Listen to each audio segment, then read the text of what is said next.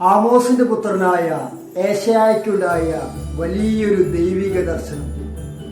പ്രിയരെ, ഇമ്മാനുവേൽ എന്ന ആത്മീയ ശുശ്രൂഷയിലേക്ക് ഏവർക്കും സ്വാഗതം. ഇന്ന് 2-ാം ദിവസമാണ്. ക്രിസ്മസിനോട് അടുത്ത് നാം ഒരുങ്ങിക്കൊണ്ടിരിക്കുകയാണ്. ഏശയ്യായുടെ പുസ്തകം 1-ാം അധ്യായത്തിലെ ഏശയ്യാ ജനത്തെ ഓർത്ത് ഒരുപാട് വേദന അനുഭവിക്കുകയാണ്.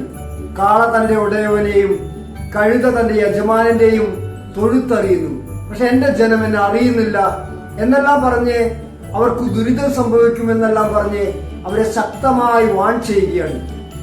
എന്നാൽ പിന്നീട് 6-ാം അധ്യായത്തിലേക്ക് എത്തുമ്പോൾ ഏശയ്യായ്ക്ക് ഒരു ദൈവിക ദർശനം ഉണ്ടാവുകയാണ്. ഏശയ്യായുടെ പ്രവചനം 6-ാം അധ്യായത്തിന്റെ 5-ാം വാക്യത്തിൽ എത്തുമ്പോൾ ഏശയ്യാ തന്നിലേക്ക് തന്നെ നോക്കിക്കൊണ്ട് പറയാണ്, എനിക്ക് ദുരിതം, ഞാൻ അശുദ്ധമായ അധരങ്ങളുള്ളവനും അശുദ്ധമായ അധരങ്ങളുള്ളവരുടെ മധ്യേ ജീവിക്കുന്നവനുമാണ്. ഈ ക്രിസ്മസ് നോമ്പ് കാലഘട്ടത്തിൽ നമ്മിലേക്കൊന്ന് നോക്കാം.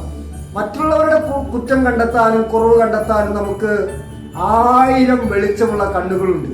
എന്നാൽ നമ്മുടെ ഉള്ളിലേക്കൊന്ന് നോക്കിക്കൊണ്ട് എന്റെ അവസ്ഥ, എന്റെ ഇപ്പോഴത്തെ ജീവിതം, ഞാൻ പറയുന്നത് തന്നെയാണോ പ്രവർത്തിക്കുന്നത് എന്നെല്ലാം ഒന്ന് വിലയിരുത്താനും തിരിച്ചു വരുവാനും നമുക്ക് സാധിക്കണം. വലിയ ദൈവിക ദർശനമുണ്ടായ ഏശയ്യായ്ക്ക് 3 കാര്യങ്ങൾ മനസ്സിലായി. ഒന്ന്, ദൈവം പരിശുദ്ധനാണ്. പരിശുദ്ധമായി ജീവിച്ചാൽ മാത്രമേ എനിക്ക് ദൈവത്തോട് ചേർന്ന് നിൽക്കാൻ പറ്റുമോ എന്നുള്ള ഒരു വിശ്വാസം ഏശയ്യായ്ക്കുണ്ടായി.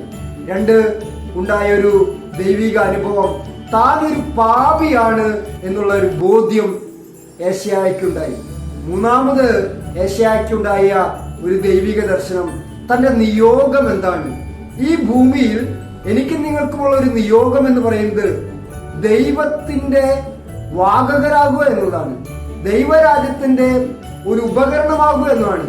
ദൈവത്തെ പ്രഘോഷിക്കുക എന്നുള്ളതാണ്. അപ്പൊ 3 കാര്യങ്ങൾ. ഒന്ന്, ദൈവം പരിശുദ്ധനാണ്, ഞാനും ആ പരിശുദ്ധിയിലേക്ക് എത്തണമെങ്കിൽ വിശുദ്ധിയോടെ ജീവിക്കണം. 2, ഇപ്പോഴത്തെ അവസ്ഥ, ഞാൻ പാപിയാണ്.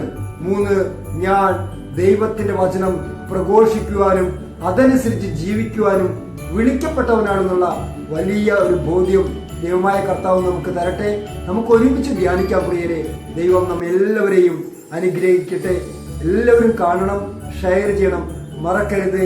ഇമ്മാനുവേൽ, ദൈവം നമ്മോട് കൂടെ.